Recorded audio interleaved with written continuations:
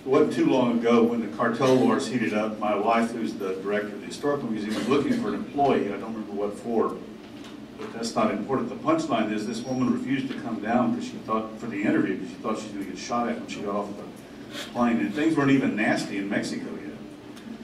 And then someone told, I forget who it was, that this summer when we had the influx of Central American kids, they got a call from a winter visit. I don't know who it was a pastor friend of mine with relatives up north, the upper Midwest, our prime sweet spot for winter visitors. You got a call from a relative, is it safe to come down? Yeah. So obviously there's a problem in how we're being seen by the larger world. And that great show on Nat Geo or whatever it was, Border Wars, turns out that was pretty poison. Everyone really loved the show until you stopped back and thought, wait a minute, looks like we live in a war zone. If you Google Jim Moore, I don't know what you're going to find. If you Google James Moore, you've got to put James Moore in Austin because there's other James Moores. He's listed as James Moore. He is in fact Jim Moore. He is a television reporter. His website is morethink.com. He is the author of 3 books. One was a New York Times bestseller. My guess is it's not the novel. It was the book called Bush's Brain, which got him disinvited from Karl Rove's Christmas party every year. Which isn't a bad thing. It depends on if you want to network or not, and who you want to network with. He's experienced at how to craft and follow through with the message, whether it's for a political endeavor or something like what we're doing. He has, in fact, been hired by local economic development corporations to help us reshape how the world sees us.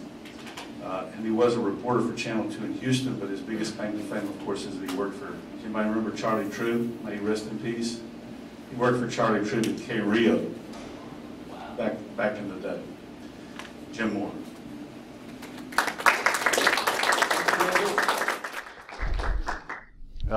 We up on here? Okay. Just a couple of things. I want to thank the folks who are spending their time and their resources to have me work on this. And that's, I don't know if you all are familiar with Real South Texas, but they have invested a lot of time and effort in trying to... Say again?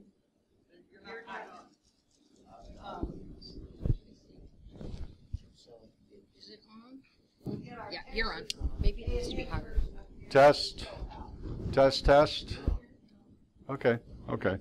So anyway, Real South Texas is a coalition of economic development corporations, chambers of commerce, businesses, individuals, and they made a considered decision to try to do something about the valley's image. So they're the folks that I'm working with a great deal down here. I want to thank, of course, Futuro McAllen for having me here as well. I think this is great, the stuff that they're doing down here. Just a little bit update from Davis. My business website is Big Ben Strategies. And my new site for writing and commentary is called Texas to the World. And Real South Texas is at realsouthtexas.com. So I want to share with you what I consider, as a public relations person, I travel around a lot. I deal with a number of different issues in communities for businesses. And there's no place, I think, like the Rio Grande Valley in terms of not getting a fair shake when it comes to its image and its brand. So I've dubbed this the greatest story never told. And I want to start here. This is the state ship, the Polar Discovery. It is owned by ConocoPhillips, and for about the past 15 or 20 years, that ship has been carrying crude oil from the North Slope of Alaska. This ship comes down mostly, sells to domestic terminals on the west coast of the United States. This morning, as we speak, the Polar Discovery is docked in Yeosu, South Korea, and it is selling a load of crude oil from the Alaskan North Slopes to South Korea on the spot market. It's the first time that the United States has exported oil in 10 years. Now, the laws in our country, this is the, as I said, first exported shipment of U.S. domestic oil exports were banned from the lower 48 states in 1986 under the Reagan administration, simply because we were concerned about domestic supplies. We didn't have enough.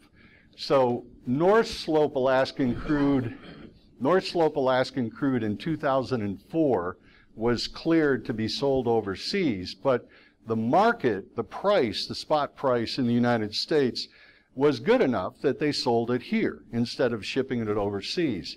Now, because of things like this, the Eagle Ford Shale and soon the Burgos Basin, domestic prices for oil in this country are down to the point where the spot market attracts a higher price. So Alaskan oil producers and shippers are now looking for places to sell it overseas because we are becoming more energy independent in this country.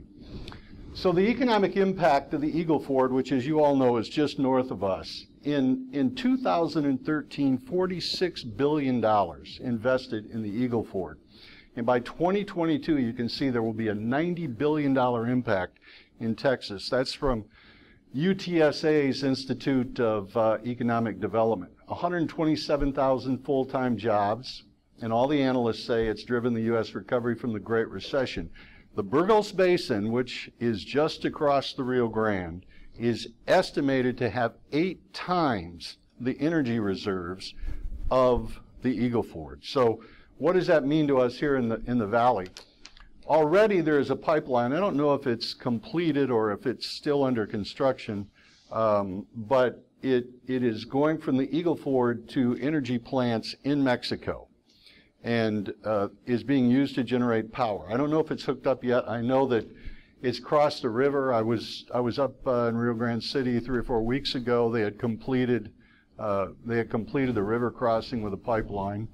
But as the Burgos is being developed, they will then turn around and run pipelines back up to the Port of Brownsville.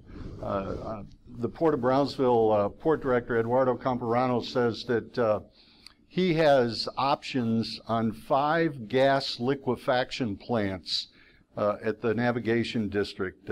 Gas liquefaction is complicated, would create about 3,000 construction jobs for each one of those facilities. So the impact of the Burgos Basin coming back in this direction, and I'll talk a little bit more about that, is significant. But as most of you probably know, Mexico has reformed its federal energy laws, and they are allowing multinationals from around the world, mostly it'll end up being this country, to come into Mexico and help explore and develop the Burgos Basin.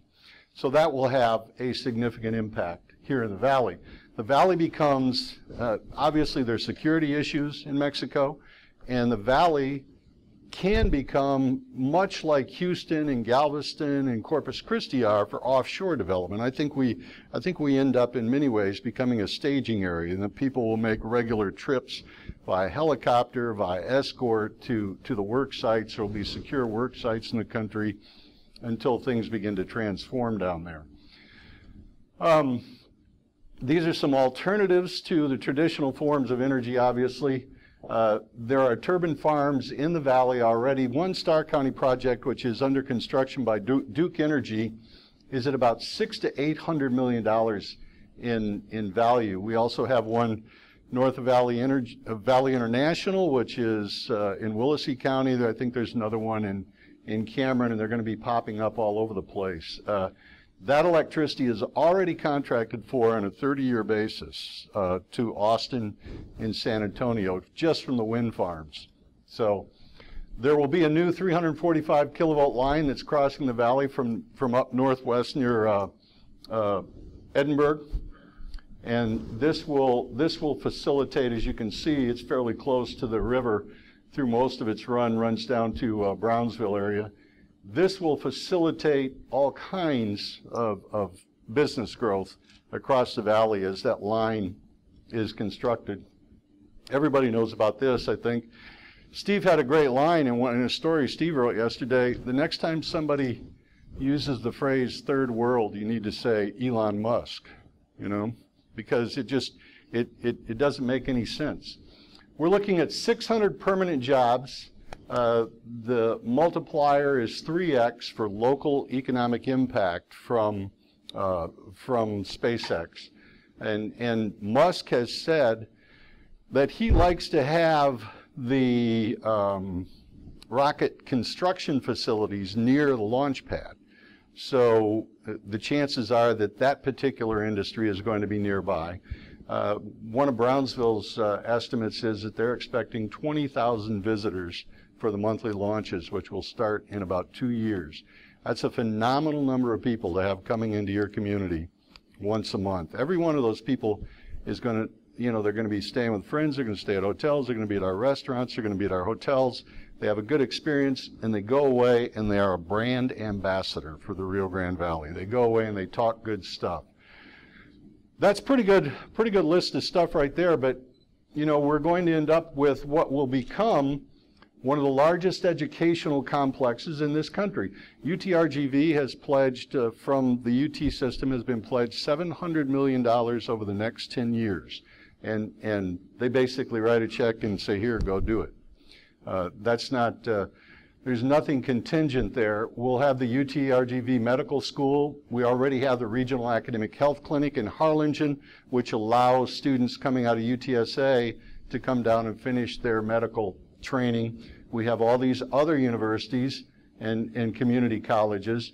And then, as Steve has written extensively about this as well, the recent international agreements with Mexico to educate people on both sides of the border to work in the technology and the energy industries, so that we can have people, if there is a particular class or skill or course that somebody needs on this side of the river that is not available, they can cross over and get that training in Mexico, and Mexico is going to be sending people to our schools here in the valley as well. So this is also a significant development. I don't know how many of you are familiar with rapid response. When I heard about this, when I first started coming back down here to work with ResTech, I was wildly impressed by rapid response manufacturing. We obviously have an advanced manufacturing center at UTPA, and South Texas College has NAMRI, the North American Advanced Manufacturing Research and Education Initiative. And these folks have essentially developed a process where you can go from purchasing of a product. If there's a manufacturer on the other side of the river, a Maquila, and I could call them this morning and place an order for their product. Let's say it's chairs or desks or whatever, and I want them this particular color, I want them this particular height. Using this advanced rapid response manufacturing process, they don't build these until I buy them. It's not an order process, it's a purchase process. I buy them, and then the next morning, they are delivered to my place of business by 10 o'clock the next morning. This has all been developed down here. It is the fastest time from concept to a customer. You may be familiar with Alps Automotive, which is a big manufacturer here in a Maquila across the river, and they have offices, shipping, and engineering on this side of the river. I met with them not too long ago. They project, this is one company here in the valley, they project that they will be at $1 billion in revenue in the middle of next year, and that they will have 4,500 employees on both sides of the river. That's one company. This is another very important development. The Inter-Ocean Highway, which you can see runs from Mazatlan to Matamoros, and is going to have a huge impact on commerce and traffic across our international bridges. This is a 4-lane road. A lot of it is tolled, and it parallels the old highway, but the amount of traffic that's going to travel on it to the valley is significant enough that there are a number of produce packing sheds that are already moving from Nogales, Arizona to the valley, because look at the map. This area here in the central part is the Concho River Valley, and most of the produce from Mexico, in northern Mexico, that comes to the United States is presently coming up through El Paso and Nogales, and then it turns to the east and has to cross the U.S. But when you start coming up from Mazatlan a direct line to the valley up to the Midwest and East Coast markets with the produce, you cut hundreds and hundreds of miles off of the shipping routes. So a lot of shippers are already changing their habits. They're not going to Nogales, Arizona anymore. They're not going to El Paso. They're starting to come here. Truck traffic is expected to double in 2 years. Fresh produce shipments this year are going to be up 40% across those bridges coming in here. A&M has sent Dr. Luis Rivera to full-time researching the impact of this highway on the valley, the economy. He's looking at ways to expedite traffic across the bridges. Even though we have 11, 12 bridges in the valley, they expect every single one of them to be busy from Reynosa all the way down to Matamoros. So he's looking at the economic impact and ways to speed up this process. I think everybody knows about I-69. It's slow in its construction, but the impact that this has down here, you can see there are obviously this is 3 legs. When it gets down to Victoria, it goes to Laredo, and down here to McAllen on 281's corridor, and then 77 to Harlingen and Brownsville. The National Highway Trust Fund is not fully funded, so we're not getting a full construction project on I-69 right now, but once it is funded, that's what you will be able to see, and in fact, that should solve some of the northbound traffic problems coming out of the valley. But there are presently $715 million worth of construction projects on I-69 within the state of Texas. Some of this has to do with construction south of Houston. I think there's some around Victoria. There's some bypasses around some of the small towns.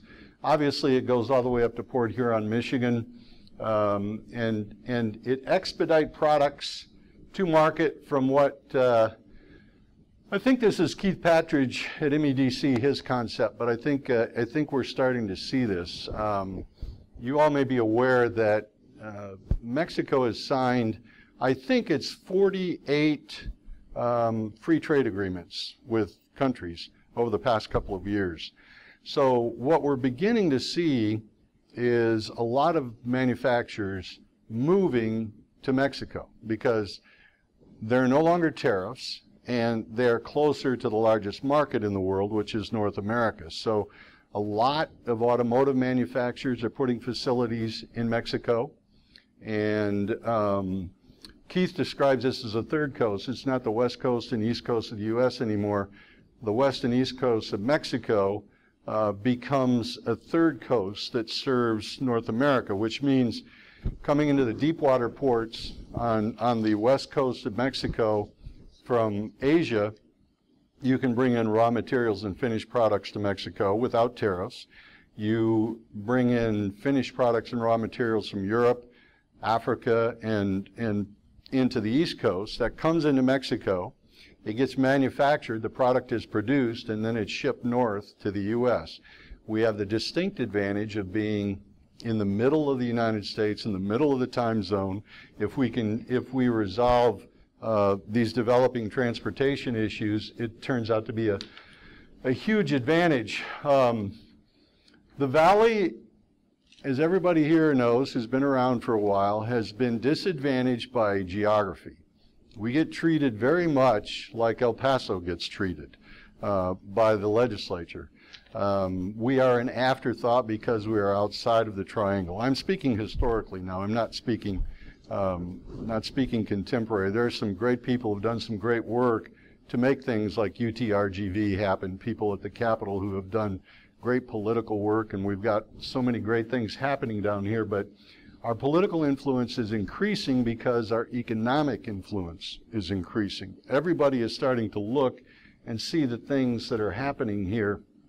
We're getting an increasing number of engineering and technology jobs with an education complex like the Rio Grande Valley is having.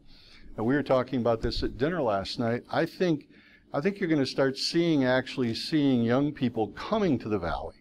They make it a point to come here to get an education, to look for a job at SpaceX, to look for an engineering job with one of these global manufacturers who are coming and moving here. But here's what we still hear. War zone, it's third world country, gets old. So the causes are obvious. There's persistent, outdated perceptions. Sensationalism creates an audience. The more sensationalistic my stories are as a journalist, the bigger audience I get. The more people watching my TV station, the more people reading my newspaper. But a part of this is community responsibility. It's incumbent on any community to tell its own story, to develop its narrative and share its story, and demand that the media do more than just do the news about a body in the river every night. And I think the concept of regionalism is the future of the valley. That is, I think you have more influence, you get heard more widely if it's a chorus singing instead of a bunch of soloists singing alone. And eventually, you know, it's my belief that there will be a Rio Grande Valley standard metropolitan statistical area where the entire region is treated as a community instead of 40, 40 separate cities and towns. So I want to give you an example of what we're dealing with. I don't want to pick on anybody here, but this is a news story. Immigrants from Ebola outbreak nations caught along the border. This is from one of our Valley media. One of the things that is critical and that I'm trying to do in working with ResTech is to turn everybody that I can into a diligent watcher and consumer of the news, and demand that you get accuracy and quality. Television and radio stations are leasing the airwaves from you. We have something called the Communications Act of 1936, which says every broadcaster must operate in the public interest, convenience, and necessity of the general public. Otherwise, they can't have that airwave. So you have to demand that they give you accuracy, that they do something more than car crashes and fire and explosions and sensationalism. And understand, however, that young reporters, they're learning their craft, they have pressure on them, they're not making a lot of money, and so they make mistakes. We have to help them get it right. This is an example. So this is a reporter interviewing a member of the Border Patrol Union, the CBP, I think, union, and he told her that I think we caught some people from Liberia. That's what he said. I think we caught some people from Liberia. He had no data. He had nothing from the Border Patrol to say that this actually happened whatsoever. He said, I think we caught some. So her next step was to do a little bit of legwork, and she called up the Border Patrol's public relations person and said, have you caught some people from Liberia, the country where all the Ebola is? And she was told, yeah, I think, we caught 119 people from Liberia last year. She did not get information on where they were captured. Were they captured in the McAllen sector, the Brownsville sector, Laredo? Was it out at Tijuana? She didn't get any of that information, nor was there any indication that any of these people had any sickness or even an increased body temperature. But this story goes on the air, and the idea is, oh my God, we might have people from Liberia bringing Ebola into the valley. And then later in the story, yes, there were 115 people that were caught from Liberia, but no indication that any of them were caught here, no indication any of them had any type of illness, which I view this almost as irresponsible, and it's unacceptable. Look at what happens. So we were just talking about this, and it didn't indicate the location of capture. So look at what happens 5 days later. after the scary story's already been on TV, 5 days later, Ebola not a threat to Valley residents. You know, and this is a story that she ends up interviewing. It's a different reporter, ends up interviewing health officials here in the Valley who say, it's silly, we have no indication of anything coming in here.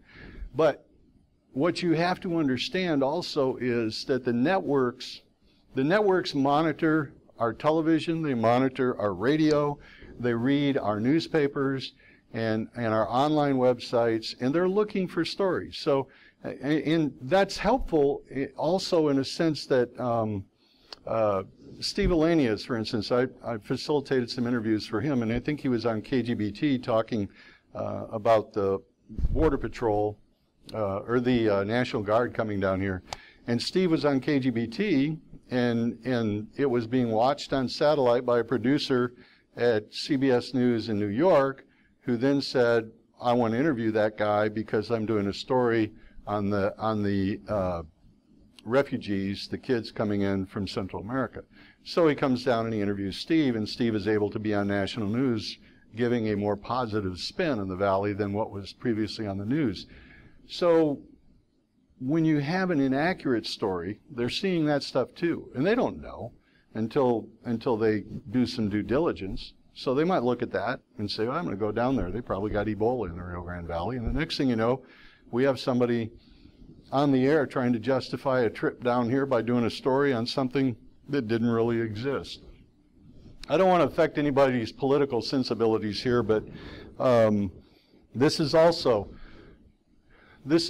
something that has an impact. The day that this happened, that's not too far from Anzalduas. I think that's the levee there in the background.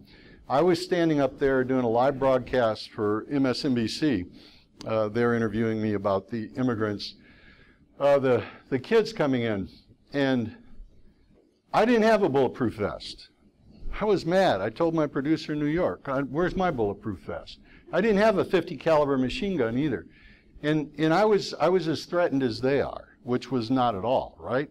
There were nobody around during the daytime. I don't know how many of you went down to the river during the so-called crisis. But what you saw as the sun went down, you saw scared children on the other side of the river holding hands, huddling together, and then wading across the shallow water below the dam. And that's what prompted the machine gun and the bulletproof vest. Now, the casualty of this is us. It's the Valley's image.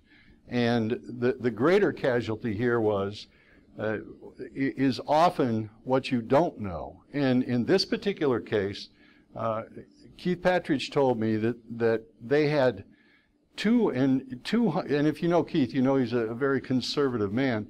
He said they had 200 businessmen from Japan and South Korea who were in town the day that this was going on. So imagine these folks considering moving here to the Valley, going back to their hotel at night and turning on their TV after a very encouraging day, looking around the Valley, and they turn on their TV and they see the governor of the state on the river where they're thinking of locating their business with a .50 caliber machine gun and a bulletproof vest. It just isn't a good thing. You might explain to the other person. The other person there was Sean Hannity, who has a program on Fox News, and the governor gave him exclusive access and spent the day with him. They later went up in a helicopter and turned their baseball caps around backwards, and they were looking out a helicopter leaning on a .50 caliber machine gun, cruising up and down the Rio Grande Valley, or the river. So, and I'm not, it doesn't matter who the governor is. We're always going to be, because we are on the border, because we are on the river, we're always going to have to deal with some of this. It's a question of degree, I think, but a certain amount of, I considered that irresponsibility, frankly, myself, from a personal standpoint. But there was nothing positive that came out of that. In fact, the great story that came out of the Valley during the humanitarian crisis was what all of the communities down here did for those kids. That was a phenomenal story. And that was a story that was communicated far and wide. It wasn't, we were able to position what was happening here for the wider world to make them understand that, look, these are not human traffickers, these are not drug smugglers, these are not gun runners, these are children. And, you know, regardless of what your politics are, regardless of what the law is, they are in our communities, and you cannot expect us to turn our back on them, which the Valley didn't. I mean, the response from Brownsville to Rio Grande City was phenomenal, the way these kids were cared for, you know. So, and that story went far and wide, and that was a great thing. It didn't go anywhere in Sean Hannity's program, but, you know, it got around. But how do you measure an unknown loss? I think that's an issue that we have to talk about, because when you get this negative publicity and, you know, you don't know that there's 200 people in the Valley thinking about moving their manufacturing facility from Japan to McAllen or whatever, I mean, that's a painful thing. So here's some things that I think that we can do. I think that the more organized and regional that we become, the greater our chances of overcoming this age-old negative brand that the Valley has.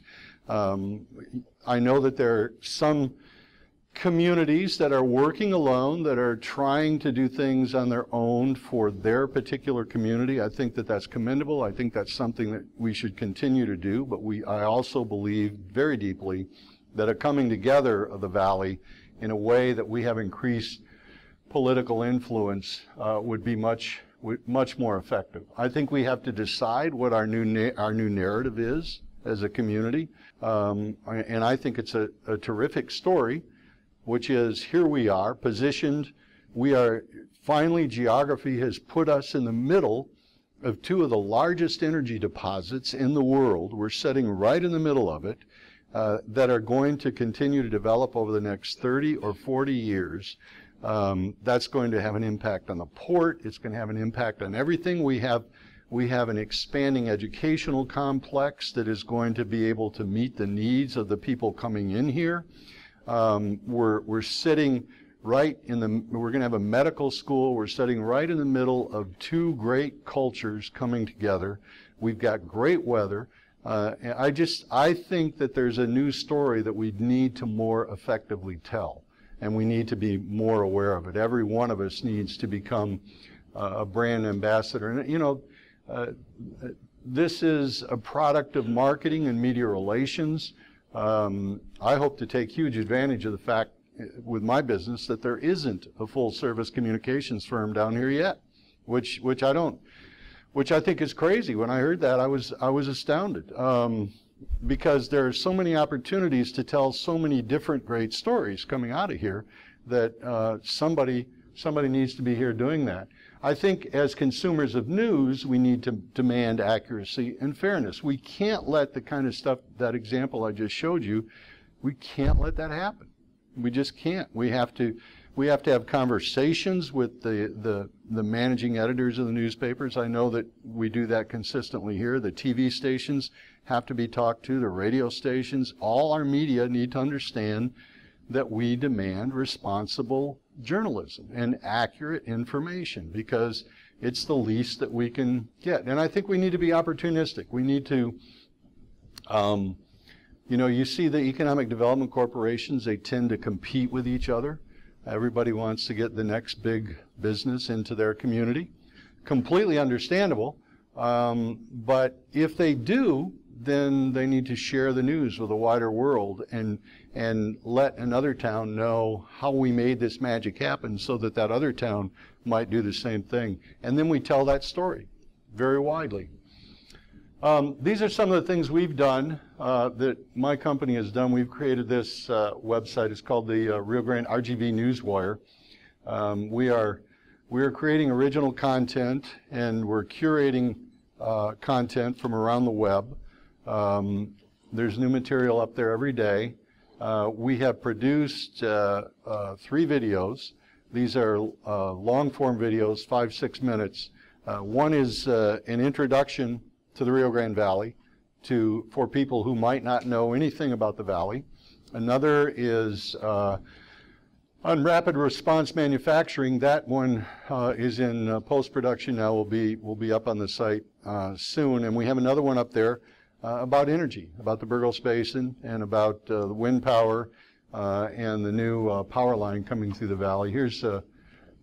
This is the scroll down. You can see some of the stories, how the older stories roll down there. We wanted to create a website that gave people an alternative source of information. So we aren't putting up here, we aren't putting up here drug arrests. We aren't putting up here bodies in the river. We aren't doing that stuff. We are putting up here information, and we make it clear that we want people to know that this can be an alternative source of information about positive things that are happening down here, information that you can use as a resource if you're a journalist. We media trained, on behalf of Rio South Texas, we media trained about 60 spokespeople during the humanitarian crisis. Whether you know it or not, I hope you heard some of these folks, and we got them ready to be on television and radio. We facilitated some of those interviews. We also created messages to respond to the negative news coverage. This is called responsive messaging. And when somebody says X is horrible, you give them a Y to say that's not exactly true, and turn it away from the negative. We also sent out a number of news releases about positive developments to the national news wires that got picked up. I mentioned the marketing videos, and we are today, if you get a chance, out on the table are some flyers. We're doing a series of town hall meetings for ResTech up and down the valley. We have one tonight in Harlingen. We're in McAllen tomorrow at the Chamber of Commerce. Next week in Brownsville, and then Weslaco and Rio Grande City. And we're trying to engage folks like you to come to these town hall meetings.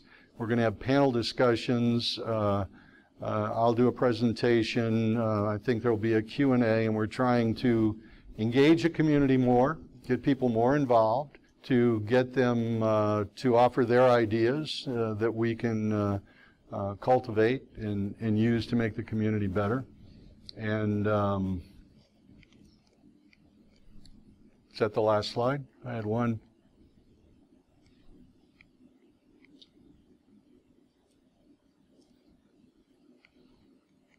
Clicker ain't working. I think that's it anyway. So anyway, questions? Happy to talk. Answer any of your questions. Mr. Fuller?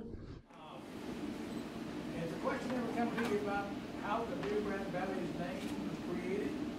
Because we are not a valley. I know. We're a floodplain. It's an ancient alluvial floodplain. That's why the soil is so great. But you're right, it's not a valley. I don't know why it was created. I guess, Jake, the reason is because at the delta of any river, it tends to be a valley.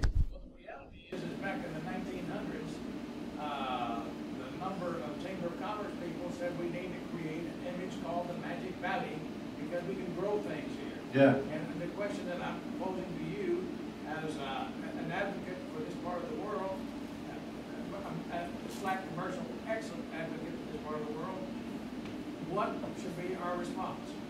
Well, I always liked the term Magic Valley. You know, Phoenix, when they first started having success in the 70s and into the 80s, they marketed themselves as the Valley of the Sun. They've done very well with that. It's sort of faded away now as Phoenix has become a huge metro area.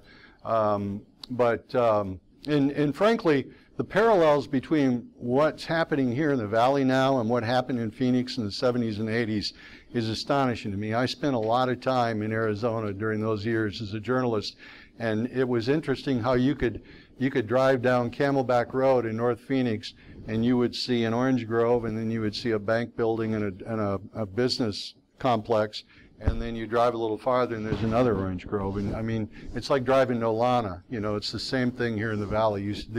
You see these opportunities for people who are going to come in and going to take advantage of the real estate. But to get back to your point, Jake, I I think the Valley has a brand.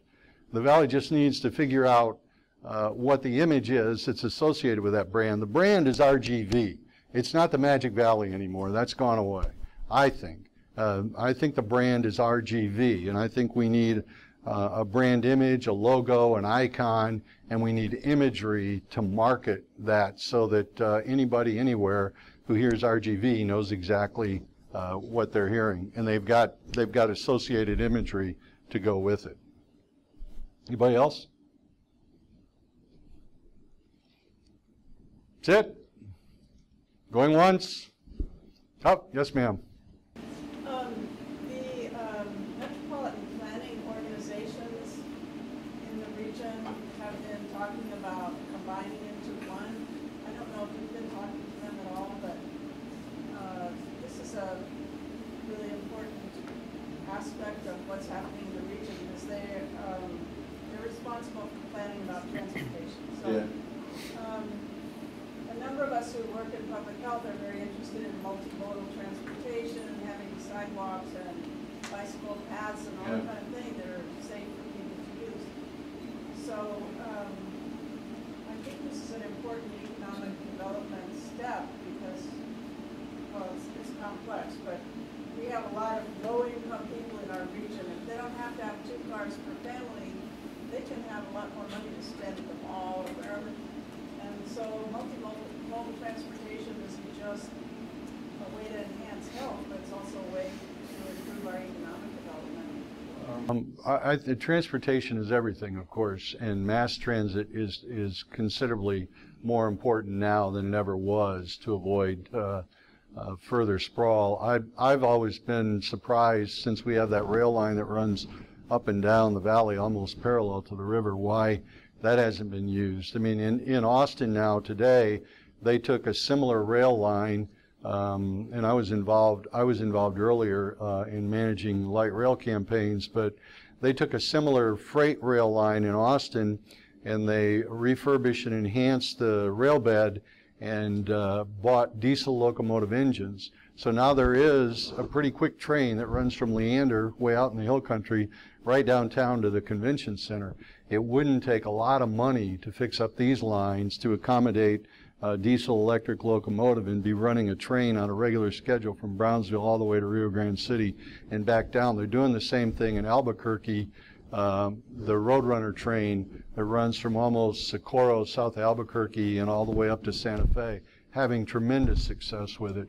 These kinds of things, my experience has been these kinds of things, it takes a certain amount of community initiative, and then you build political support, and then you start finding funding, bonding, or legislative money. And there's ICE-T money in Washington that is funded, that Congress funds every year for rail projects, for advanced rail projects. It just takes community organization, coalition of people who want to bring a train to town, and then people putting their nose to the grindstone, and it happens. Yes, ma'am. On your site, do you include any biodiversity information? Because I think that would be a natural draw here. We don't have it. We'd love to have it. You know, what we're telling everybody that we can, whatever you send us, we will post it because I don't have enough staff to go out and gather stuff up on a daily basis. So anybody sends us material that we deem worthy of putting up, and that's something we'd love to have up there. Yes, sir. Yeah. Very refreshing and useful information. For the last 20, maybe 30 years, I've been an advocate of the regional metropolitan area. With 2 counties for certain. Today, Hidalgo and Cameron County combined population are greater than the United States. That projected out another decade or so, will be larger than 10 or 15 states. But if you look at it, it's a binational metropolitan area, an international metropolitan area. When you include the Reynosa, Matamoros, Miguel and Juan, now we're talking 3.5, 4 million people as a binational, international metropolitan area. But I know that in order to even achieve the single MSA on the U.S. side, it's going to take some legislative action. And the cities and the counties are going to have to come together to ask Yep. U.S. Department of Commerce to do that. Yes. And you're working with ResTech, has that become a topic? Well, it comes up for me all the time because I never shut up about it, you know. But I don't think the political will is there yet. I know that there are city managers that believe that this needs to happen, and I know that there are some EDCs that believe this has to happen. But at some point, somebody's got to say, you know, they've got to go to their member of Congress or their state senator and say, let's do this. And I think it's inevitable, but the sooner it happens, the better. And in terms of the international metropolitan statistical area, I think that that's going to be hugely difficult. And I'm not sure ultimately of the value of it, because the marketers who look at SMAs have a very difficult time placing the same value on an international community on the other side of the river for their products as they do on this side. So that's a challenge. Doesn't it? You mentioned that you had a website where you collected information that you could disseminate. Yes. And I wonder if you would please send me an email with Oh, that sure. information. Absolutely. And I'll get it out to our. Absolutely. It's called RGV Newswire, but I'll send you an email. Okay, I appreciate it. Sure. Sure.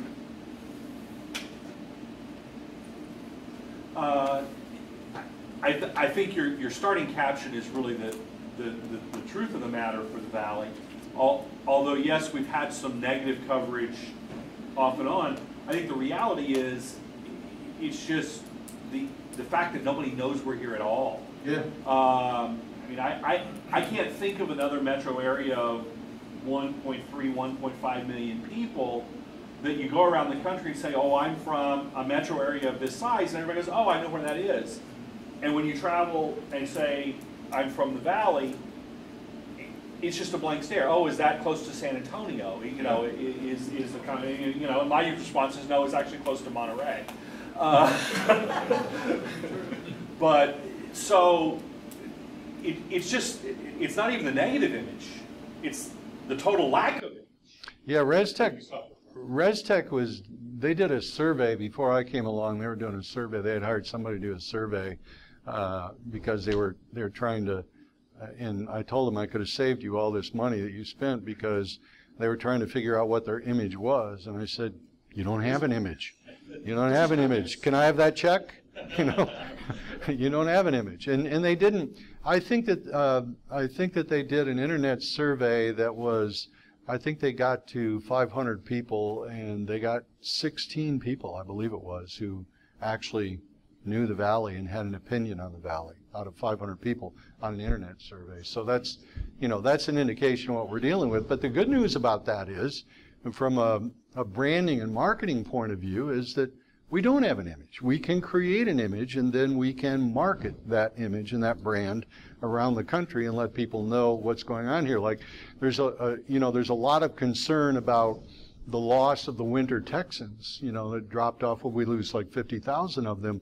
And a part of that, I mean, I view the cause of that as two things. One is obviously the negative stories about safety and security, the border spillover wars that, you know, and you know, look, Border Town Laredo and Border Wars, those two programs have done more harm to the border than anything that's come along in ages. I was happy to, I don't know why the city of Mission allowed them to ride along in the police cars, which I thought was crazy. I think it's crazy that Laredo, which, you know, if you go to the hotels in Laredo, as busy as that place is on the port, they're not getting on weekends. They get no tourism, hardly at all. I think the La Posada's occupancy rate is like 30% now on the weekends. And it's a great old hotel that used to always be busy. But I think the reason that we've suffered with the Winter Texans is that and urbanization. You know, we're now becoming a more and more urban place, and those folks used to come down here looking for an idyllic orange grove to park their trailer in and to, you know, to spend a sunny, quiet day.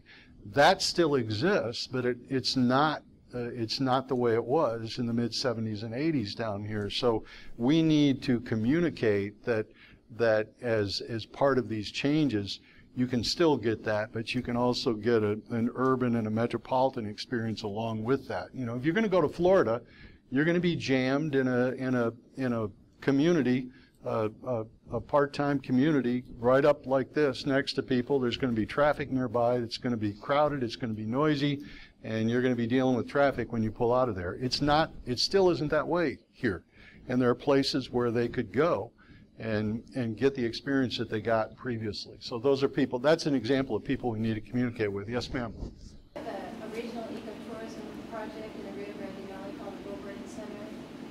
I manage one of the sites. Could you speak a little louder? The World Birding Center? Yes, it's 9 birding sites across the Rio Grande Valley from Roma to South Padre Island. I manage the McAllen site, Kingdom, Mazatlan.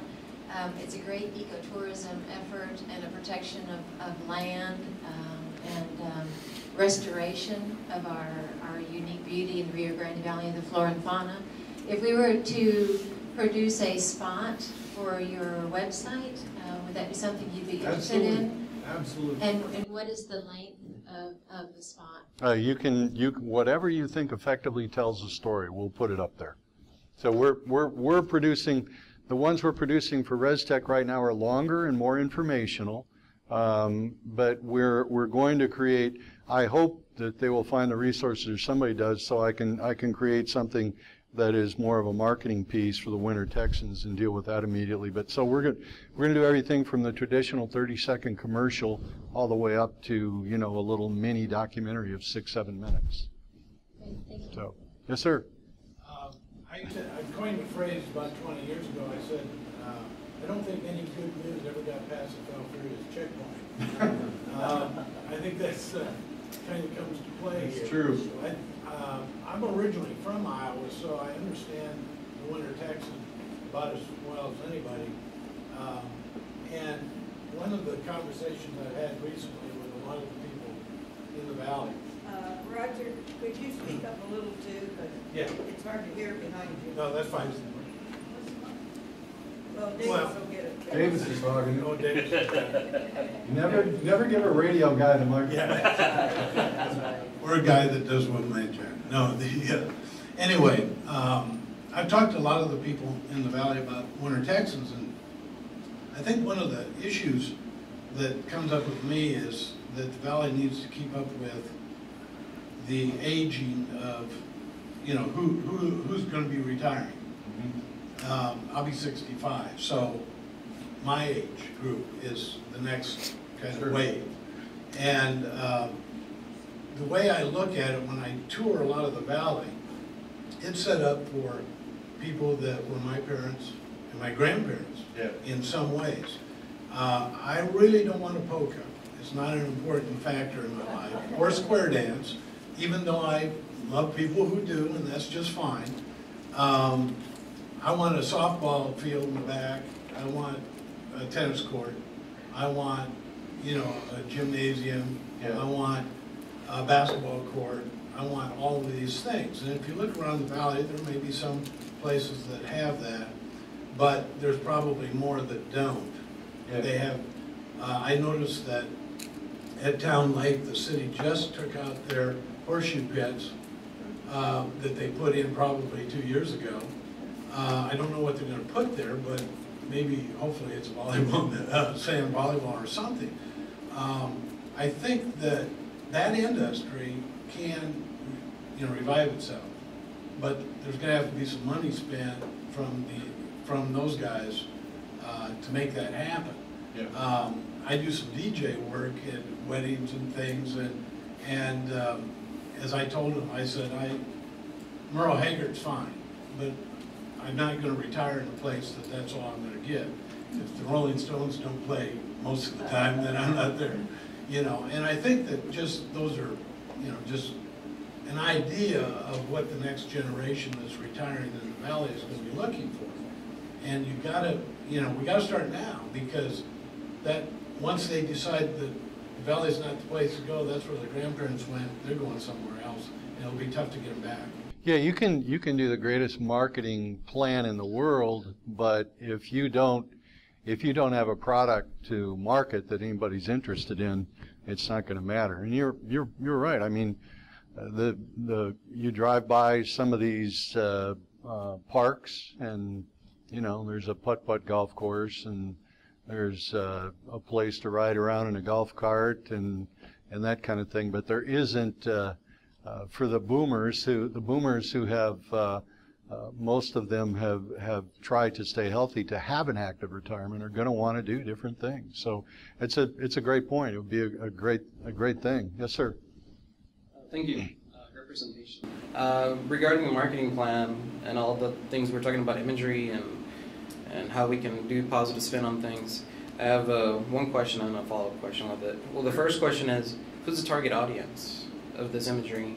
Is it people that are coming from the north to live down here? No, Is it people that live here that just want to be identified with RGV? Or finally, is there more an opportunity looking southwards, like people from Monterrey having a second home here, or having people from the DF having a second home here? Because during the problems in Mexico, the San Antonio city, as well as Houston, Dallas, all those cities really enjoyed having all those rich and really prosperous people from Mexico having a second or third home in different cities. So what would you say would be the target audience? Well, I don't think we have a problem with Mexicans wanting to come here. I don't think we have to market down there very much. We clearly are getting, Mexican consumers to the valley in particular are coming in, and there are a lot of people who have houses here. I don't think that's our issue. I think our issue is the audience that I would see. Number one is to get the people in this community to agree on an image and a brand, and then there are two audiences, and the audiences are business in the business centers in the East Coast and the Midwest and on the West Coast and overseas would be the primary recipients, and then the tourism market, the winter Texans and or people who are looking for a place to travel that's unique. One of the things that's just, the security issues in Mexico causes great problems, but we need to do a better job of communicating to people that you can still have that culture on this side of the river. You can have that experience even without going into Mexico, and we need to do a better job of communicating that. So, I mean, the short answer is it's the people here, give them a brand image of their community, and then it would be tourists and winter Texans, and then it would be business interests that are looking for a place to locate to take advantage of rapid response manufacturing, third coast manufacturing, and transportation. Cool. Oh, one more. Well, actually, I agree with the person asking the question that that there once upon a time was a greater draw of Mexicans here, people from Mexico, but now they are jumping over, and I think the security issues, the image of poor security here is what's driving that partly. It's noticeable when you go to the Plaza Mall, the high-end people, shoppers from Mexico, the women in the shoe section, I can't find them anymore. They're not. Where are they going? To San Antonio? They go to San Antonio to shop. Yeah. Just because there's a fear of trouble on the border? Well, I can't tell you why, but I suspect that's part of it. That border wars thing is not just in the U.S. Yeah, so. Well, I think all that may be true. I have no expertise on that, but I personally believe the more immediate issues for us are this country and these consumers in this marketplace. The Mexicans, I think, will always find us, and if they're not coming to the Plaza Mall right now for that reason, there's nothing we can do about it at the moment, I don't think. Well, thank you all. Thank you for coming.